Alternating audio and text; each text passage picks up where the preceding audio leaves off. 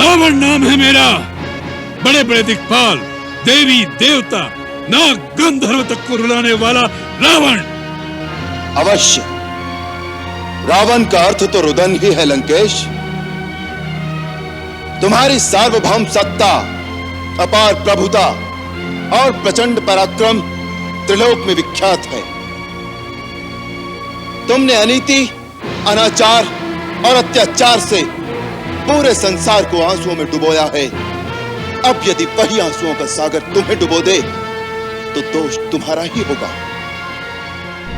प्रभु, यदि रण में हमें कोई ललकारे तो क्षत्रिय धर्म के अनुसार हम उससे अवश्य लड़ेंगे, चाहे वह स्वयं काल ही क्यों ना हो।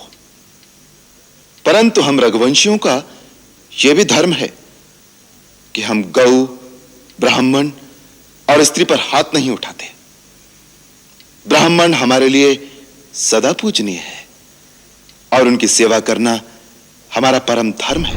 विभीषण, यदि शरीर में कोई दोष, कोई रोग भी आ जाए तो अपनी भुजा अपने शरीर का त्याग नहीं कर देती। भाई भाई की भुजा होता है। तूने भैया से अलग होकर उनकी एक भुजा काट दी।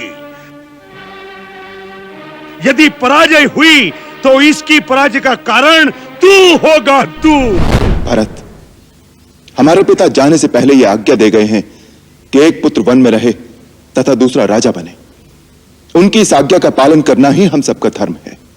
ठीक है, अगर यही धर्म है तो मैं 14 वर्ष वन में रहता हूं, परंतु आप अयोध्या लौट जाइए।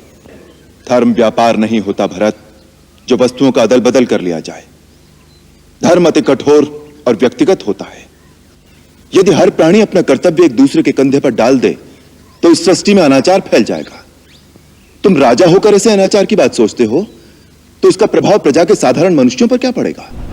ये समझ लो कि तुम स्वयं चलकर मृत्यु के देवता के सामने आ गए हो। मैं मृत्यु के देवता को साक्षात देख रहा हूं, जो इस प्रतीक्षा में खड़े हैं कि कब मेरे बाणों से तुम्हारा मस्तक कटे और वो तुम्हारे प्राणों को लेकर यमलोक चले जाए। इसका निर्णय तो अभी हो जाएगा कि कौन यमपुरी जाएगा। इसका निर्णय तो उसी समय हो गया था जब तुमने विभीषण के परामर्श को ठुकराकर हमारी शरण में आना स्वीकार नहीं किया। हमने तभी समझ लिया था कि तुम्हारे पापों का फल अभी बाकी है, जिसके कारण तुम मुक्ति के द्वार तक आकर भी मृत्यु के द्वार की ओर मुड़ गए।